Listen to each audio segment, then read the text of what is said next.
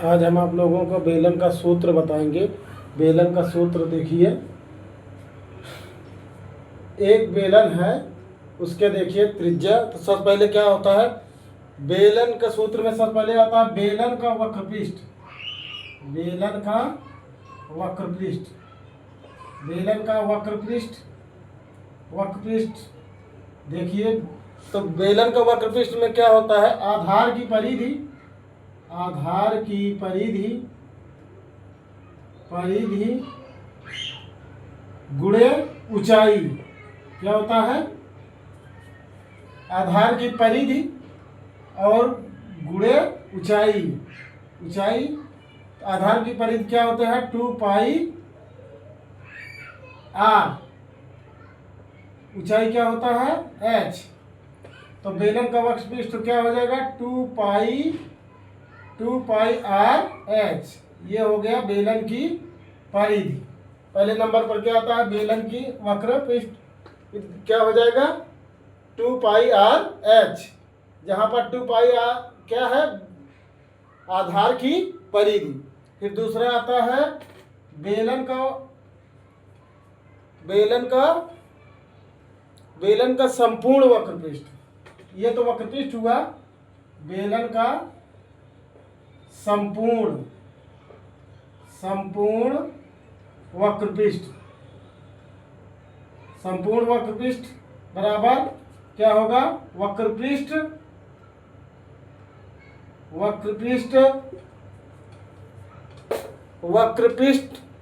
Plus दोनों सिरों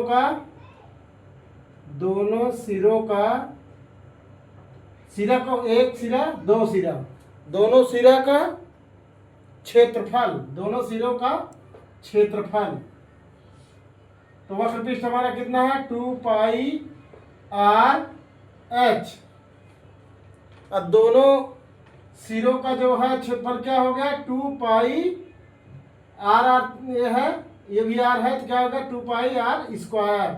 इसको हम ऐसे लिख सकते हैं, 2 पाई आर कॉमन ले लेंगे, h plus R, h plus R. ये क्या हो गया, बेलन का संपूर्ण वक्रपृष्ठ। और उसके बाद आता है बेलन का आयतन।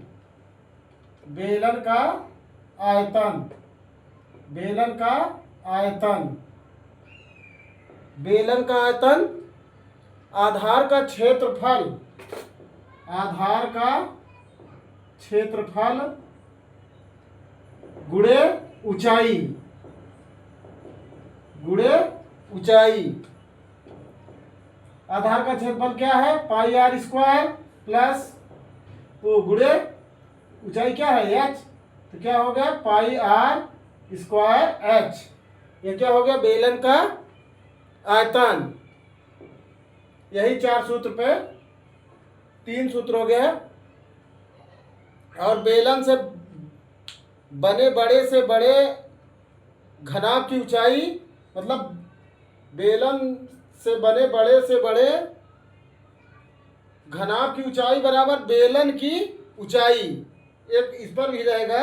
और बेलन से बने बड़े से बड़े घनाभ का आधार वर्ग होगा।